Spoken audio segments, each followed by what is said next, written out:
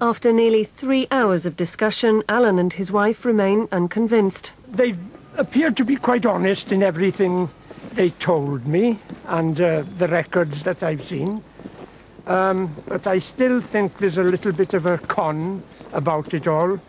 They don't seem to have any knowledge of research into the common cold here whatsoever. So you still feel you've been conned? I still think in that respect I've been conned about it all, you know.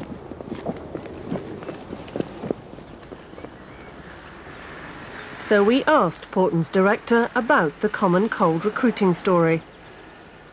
Yes, I am aware that some individuals are saying that they were enticed to come here on the basis of common cold research.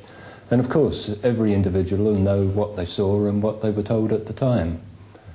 All I can say is that myself and my staff here have spent a long time looking through the extensive records that we've got here, both on this site and various other MOD sites, and we've not found any evidence at all that this organisation ever advertised for volunteers on the basis of common cold research. How could they possibly ask for volunteers to take part in gas experiments? I don't think they would have got very many. But Ron Abell did volunteer. He knew about the experiments, but he's still angry because Porton Down didn't keep a check on his health. Were there long-term health risks to the servicemen who came to Porton Down from what was tested on them? We don't have any evidence that there was any risk to their health, but we are aware that people are suggesting that, and the MOD takes these things very seriously indeed, and so they've set up an independent medical assessment programme at St Thomas's Hospital. But Ron Abell feels that for men like him, it's too little, too late. Why didn't Porton Down set up long-term health reviews long before now? All I can do is give you the answer that I've just given you. Is there a possibility that if long-term health checks had been made much sooner, that perhaps there would be evidence that there were long-term health risks? All I can do is give you the answer that I've just given you. Many of the servicemen feel that it would have been very simple for Porton Down just to follow them up maybe once a year to check their health, but that wasn't done, and many of them... All I can do is give you the answer that I've just given to you. At that point, our interview with Dr. Hall appeared to be over. You have a good enough close-up now?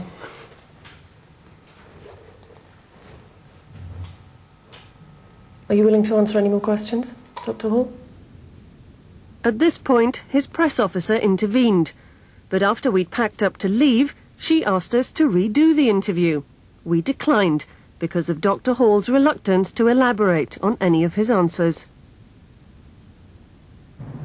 Campaigners for compensation from the government were given hope last month as the Attorney General announced he will reopen the inquest into the death of Ronald Maddison.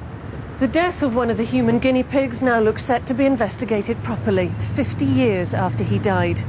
But many of the men who went through Porton Down still feel let down by the men from the Ministry of Defence. A ministry which 50 years ago ordered the experiments on them, but today appears to be washing its hands of them. Somebody ought to say we were wrong. Somebody ought to say sorry. It wouldn't cost very much to do that. I feel a little bit bitter about it all, that it's been dismissed, like, as, oh, well, they did this, they were all volunteers, but we were volunteering for something that we had no idea what they were doing. I talk from the heart. So I'd like somebody, same as me, to stand up and say, we made a mistake, yeah, sorry. Let's go down the pub and have a pint and talk about it. In next week's programme, a retired policeman says he was attacked on his own drive in broad daylight by a police sergeant. He was then arrested, handcuffed and charged with assault, even though he'd had a serious back operation that made violent movements impossible. Wales This Week investigates.